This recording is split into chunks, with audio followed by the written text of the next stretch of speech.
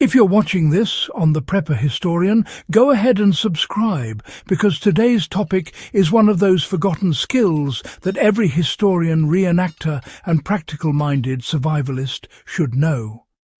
For the next few minutes, I want to take you back to a medieval technique that quietly outperformed many modern preservatives.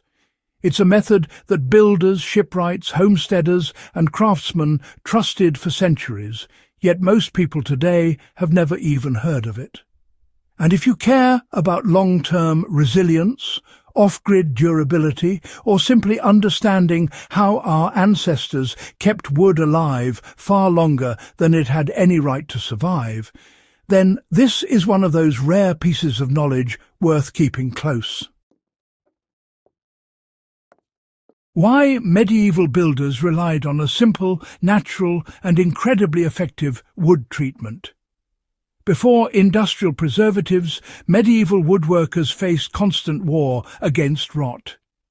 Timber houses, barns, carts, shields, ships and tools all lived or died based on how well they resisted moisture and microbes. Yet medieval craftsmen developed a preparation method that kept timber strong for decades, sometimes centuries, in conditions that would destroy untreated wood in a few seasons. Their secret was a process called water seasoning, also known as water curing, a deceptively simple method that controlled rot at its source by removing what fungi feed on. Instead of drying timber immediately after felling, medieval builders soaked freshly cut logs in running water for weeks or even months. This slow, intentional water exposure leached out the sugars, starches and proteins inside the wood, the very compounds that rot organisms need. Once those nutrients washed out, the wood became far less attractive to decay. After soaking, the timber was then air-dried under controlled shade, which prevented cracking and locking in long-term stability.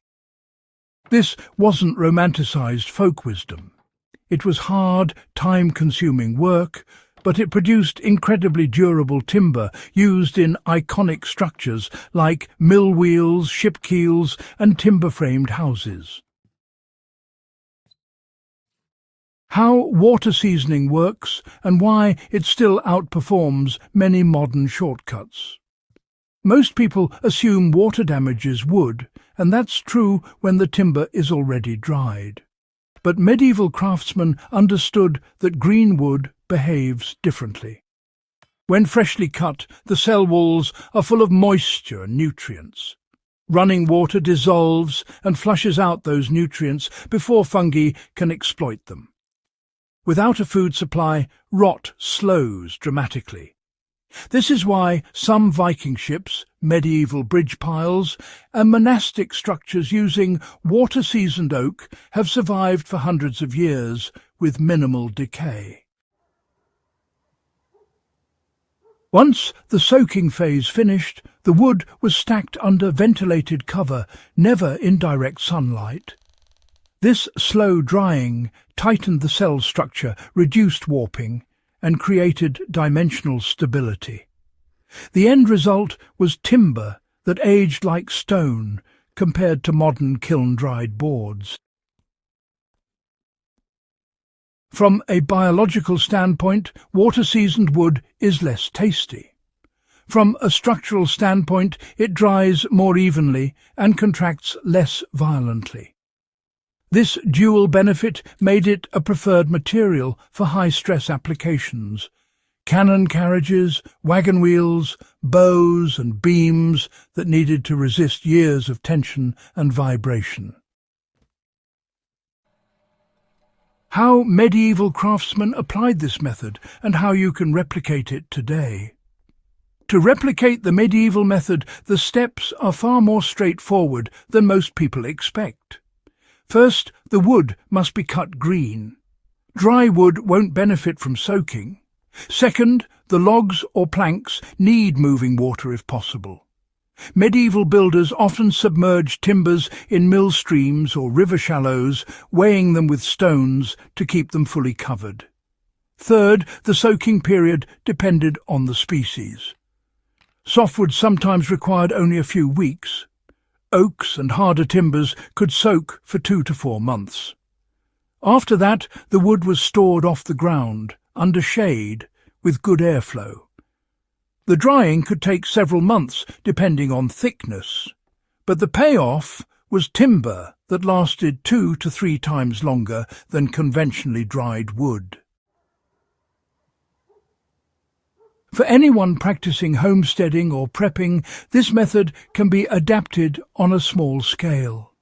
If you're cutting your own posts or beams for a cabin, burying a trough, lining it with a simple tarp, filling it with water, and, changing that water periodically can mimic a controlled soak. If you happen to live near a creek with steady flow, submerging logs in a protected inlet works even better. You can test progress by slicing a thin end piece. If it no longer tastes sweet on the tongue, a medieval carpenter's trick, the sugars have washed out. After that, a slow shade dry produces reliable results. For tool handles, bows or wooden mallets, a smaller version of this method works just as well. A few weeks of soaking, followed by careful drying, produces handles that resist splintering and rot. For fence posts, water-seasoned wood has been known to last twice as long when set into soil, especially when combined with medieval-style charring at the base. This technique isn't just an interesting historical detail. It's a lost form of craftsmanship that shows how medieval societies solve material problems without chemicals, electricity, or advanced industrial tools. It demonstrates a mindset of patience, observation, and working with natural processes instead of fighting them. And from a preparedness standpoint, knowing how to produce rot-resistant timber without store-bought preservatives is a practical advantage.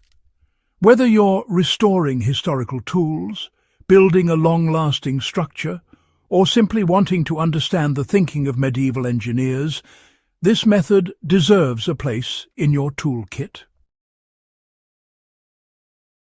If you ever need to build off-grid structures, like a smokehouse, root cellar door frame, water wheel frame, or support beams, water-seasoned timber extends the life of those structures without relying on chemicals. It's especially useful in wet climates where untreated wood decays rapidly.